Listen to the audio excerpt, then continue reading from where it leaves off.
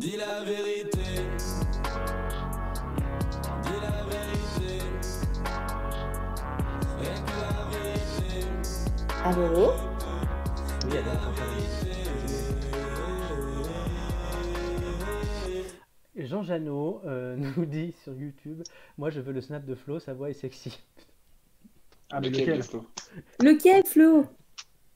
Quel coquin ce Flo? Lequel de Flo, je lui demandais. En fait, il dira pas, il veut entretenir le mystère, je pense. Bon, on peut mettre les Ça deux, se hein, trouve, s'il il veut. est les C'est deux, n'importe hein. quoi cette émission. Bah oui, envoyez les deux, hein, du coup. Oui, on va mettre tout, ouais, on va faire un concours de Flo. Mais en attendant, Julien, on a été confiné pendant près de 2 mois et je crois que ça nous a tapé au cerveau et que ça s'entend. Le trafic routier a lui considérablement réduit. Pendant cette période, on est déconfiné depuis lundi, le 11 mai. Alors, la qualité de l'air à Paris ou même en général s'est-elle améliorée avec ce confinement? Eh bien, je peux vous répondre oui. Et n'en déplaise aux climato-sceptiques, la qualité de l'air s'est nettement améliorée lors du confinement. En fait, ça semblerait même plutôt logique, puisque qui dit confinement dit ralentissement des activités humaines. Alors, Air Paris, l'association de surveillance de la qualité de l'air en Île-de-France, remarque même une baisse de 20 à 35% de dioxyde d'azote entre 2019 et 2020. On remarque même une baisse de 50% le long des grands axes routiers. Je ne sais pas si vous vous rendez compte, c'est quand même assez considérable, Ouais. puisque c'est de moitié. Mais à quoi est-ce dû? Et je suis sûr que vous vous posez la question, bande de petits curieux, donc je vais vous répondre. En fait, c'est dû principalement à une forte diminution des trafics routiers et aériens, puisqu'ils émettent principalement du dioxyde d'azote qui est très polluant. Et les effets bénéfiques, pardon, il faut le savoir, ils ont été constatés dès le 24 mars, soit une semaine seulement après le début du confinement. Donc d'après l'association Air Paris, toujours, c'est du jamais vu en 40 ans. Les rejets de CO2, le dioxyde de carbone, ont aussi réduit de 30% cette fois. Alors la baisse de ces trafics est d'autant plus utile car la pollution engendrée par des trafics de conditions normales de circulation aurait joué un rôle aggravant dans l'épidémie de Covid-19. Pour rappel, le site d'AirParif, et je le donne, c'est airparif.asso.fr, vous permet de consulter des cartes qui intègrent les données de pollution en temps réel. Et donc, pour tous ceux qui se sont sentis inutiles pendant le confinement, eh bien, détrompez-vous. En restant à la maison et en laissant votre voiture au garage, vous avez contribué à une meilleure qualité de l'air. Pourtant, les plus climato-sceptiques mettent en avant le fait que la qualité de l'air était meilleure en février. Comment t'expliques cela? Alors, accrochez-vous parce que c'est un peu complexe. Je vais essayer de rendre ça le plus clair Ah possible. bah, c'est mieux. Effectivement, car les climato-sceptiques s'appuient sur un article du site d'information causeur.fr et non pas closer, hein, attention, je vous vois venir.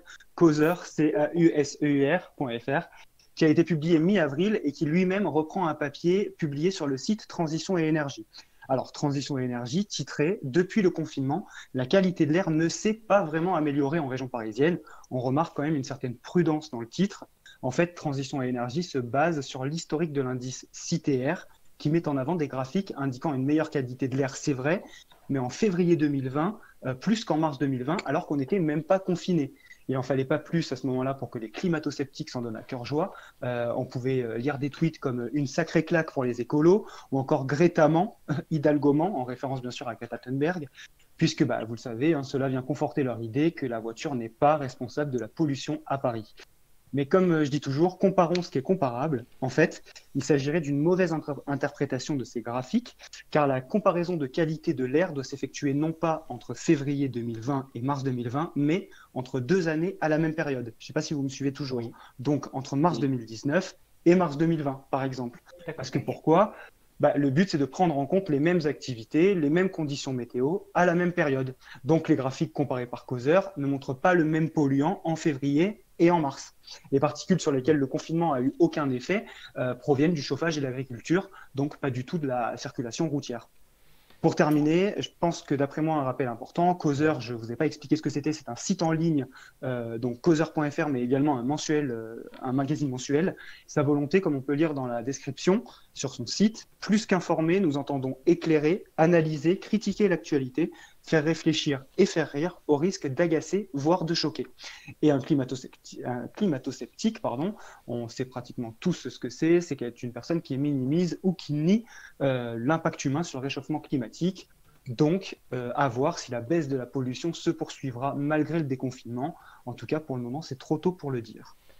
Merci Julien, encore une fois un point très intéressant pour démêler le faux du vrai, faussement vrai, c'est pour ça qu'on appelle ça comme ça. Donc avec ça, est-ce que à ton avis la tendance va continuer ou est-ce que ça va repartir J'ai J'ai bien peur que non, même si les études étaient claires, hein. Lundi, on n'a pas eu. C'est vrai on appréhendait un petit peu ce retour à une semi-liberté, hein, si je puis dire.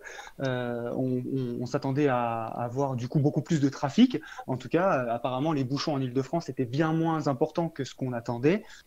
Mais bon, voilà, je pense qu'il suffira de quelques mois avant que ça reparte à la hausse.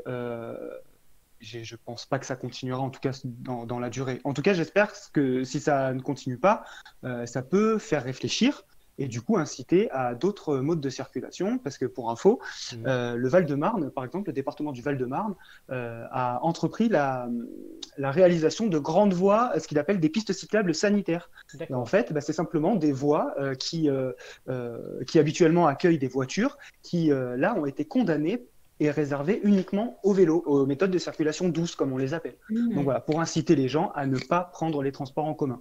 Donc si ça peut porter ses fruits et faire réfléchir sur nos modes de fonctionnement, pourquoi pas? Merci donc Julien. Est-ce que Julien sera plus populaire que Greta Thunberg? Parce que sur le chat, on nous dit que qu'on l'aime pas. Voilà. Mais Julien Ah peut ouais, être bah, plus je me doute, efficace je me doute. qu'elle. Non, Par mais contre, elle a quel âge Greta Thunberg? Ça se demande dans le chat. Que, bah, toujours le même smoky, je lui ai dit en répondant. Du coup, je lui ai dit elle est célib pourtant. Et elle me dit elle a 12 ans, elle passe le brevet sans. Et je lui ai dit non, non, elle a ton âge. Donc je sais pas elle, quel âge elle elle a. a pas 12 ans, mais elle doit pas en être loin. Je sais pas, elle doit avoir une vingtaine C'est d'années, ça. Oui, 20 bah ans. voilà, bah, elle a son âge, quoi. Donc oui, c'est bien ça. Et pour répondre à ce qu'on disait avant, Jean Janot, du coup, veut le mien de Snap. Et il soutient Greta, d'ailleurs. Et j'ai toujours pas compris qui il était. Donc s'il pouvait me le dire, ça me ferait plaisir. Voilà, on réagit en direct avec C'est les l'invité auditeurs. mystère. Et Matt nous dit top la chronique de Julien. Il est content de te foutre une branlée au quiz, mais il aime ta chronique, comme d'habitude.